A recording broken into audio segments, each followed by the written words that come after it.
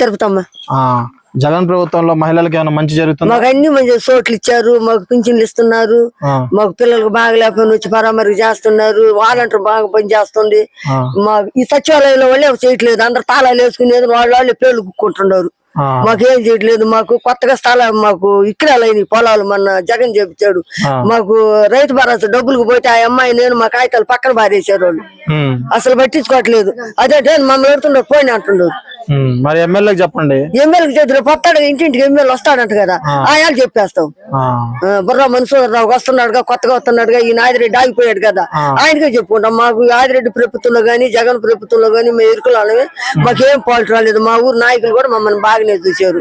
మాకు జగనే కావాలనుకుంటున్నాం మేము. టీడీపీ వాళ్ళు వస్తే బాగా ఇస్తామన్నారు. మేము ₹1,00,00,000 ఇచ్చినాయి, ఒక 1,00,00,000 ఇస్తామంటే పెట్టిపోయినా కూడా మేము వెయ్యం. అది ఉన్నా లేకపోయినా ఆయనకే వేస్తాం, ఎవరికి? జగన్కే వేస్తాం. అది మేము మహిళలు మొత్తం మేము జగన్కే వేస్తాం. Please subscribe .news.